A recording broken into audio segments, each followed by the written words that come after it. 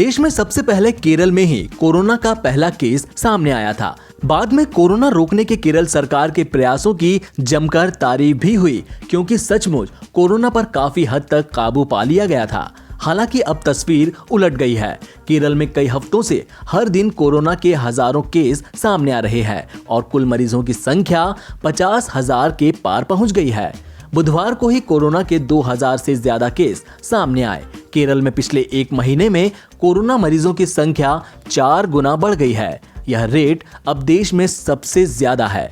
केरल में कोरोना मरीजों की ग्रोथ रेट अब 4.01% प्रतिदिन है, जो कि देश के औसत से भी ज्यादा है। हालांकि अभी भी देश में सबसे कम मृत्यु दर वाले राज्यों में केरल शामिल है। अभी तक केरल में कोरोना से मरने वालों की कुल संख्या 225 है। केरल सरकार का यह कहना है कि इनमें से 43 मरीजों की मौत अन्य कारणों से हुई है। उन्हें कोरोना के आंकड़ों में नहीं गिना जा रहा है। आंकड़ों पर गौर करें तो समझ आता है कि केरल में कोरोना मरीजों की संख्या तब से बढ़नी शुरू हुई है जब से यात्रा प्रतिबंधों पर लगी रोक हटा ली गई है। अभी भी सामने आ रहे कोरोना केसेस में 1/4 लोग वे हैं जो बाहर से आ रहे हैं। हालांकि अब कोरोना गांवों में भी फैल चुका है। यही कारण है कि केरल ही पहला राज्य बना जिसने कम्युनिटी ट्रांसमिशन की बात स्वीकार कर ली है।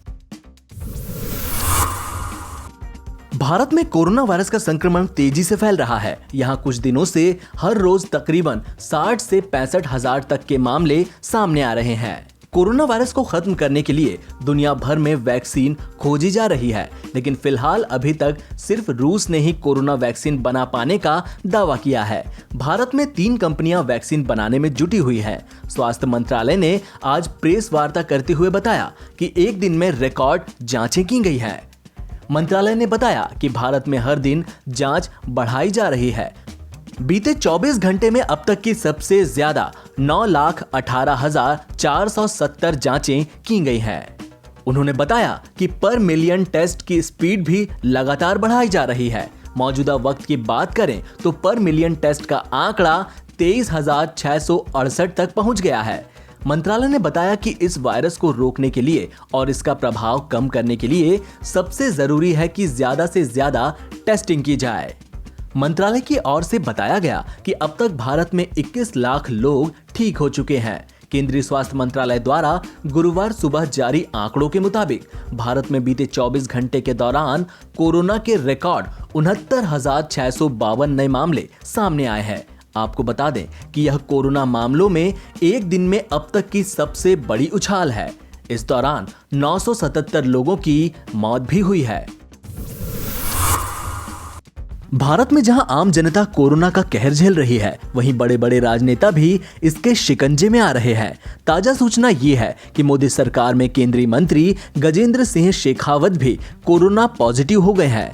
गौरतलब है कि मोदी सरकार में राजस्थान से आने वाले दोनों कैबिनेट मंत्री अब कोरोना संक्रमण की जद में आ चुके हैं। शेखावत ने कोरोना संक्रमित होने की जानकारी ट्विटर के जरिए लोगों को दी। शेखावत के कोरोना पॉजिटिव होने के बाद उनके स्वस्थ होने की कामना देने वालों का ट्विटर पर तांता लग गया है। सीएम गहलोत ने भी ट्वीट के जरिए शेखावत के स्वस्थ होने की कामना की है।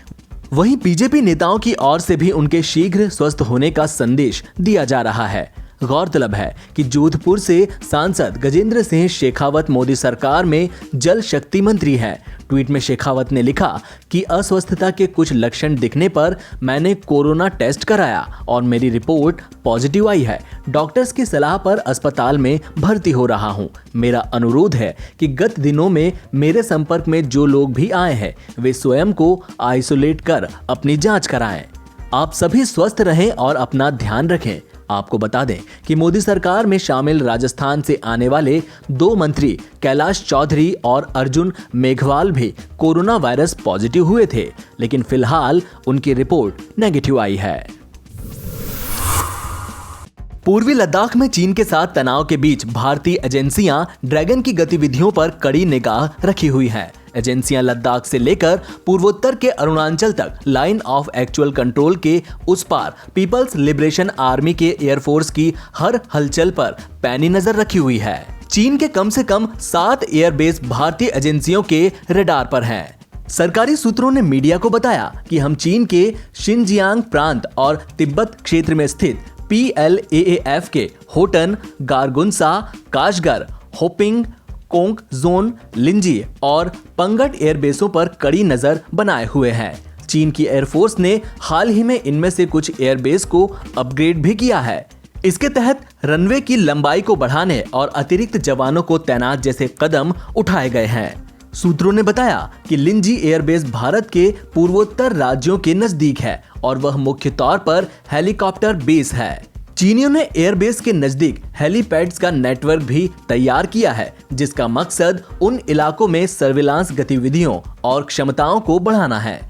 चीन ने लद्दाख सेक्टर के उस तरफ और दूसरे इलाके में लड़ाकू विमानों को तैनात किया है। इसमें सुखोई 30 लड़ाकू विमान के चाइनीज वर्जन के साथ साथ उसके स्वदेशी J सीरीज के लड़ाकू विमान भी शामिल हैं।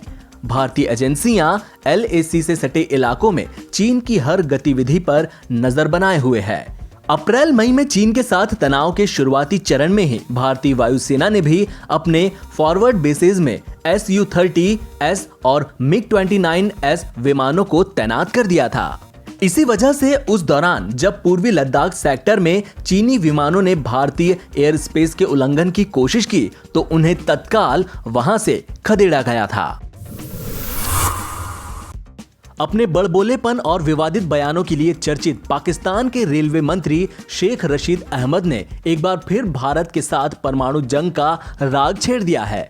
भारत के साथ तनाव को लेकर रशीद ने सीधे सीधे दावा किया है कि पाकिस्तान ने अपने हथियार तैयार रखे हैं और अगर भारत हमला करता है तो पारंपरिक युद्ध नहीं होगा, सीधे परमाणु हमला होगा जिसमें असम तक को निशाना बनाया जा सकता है।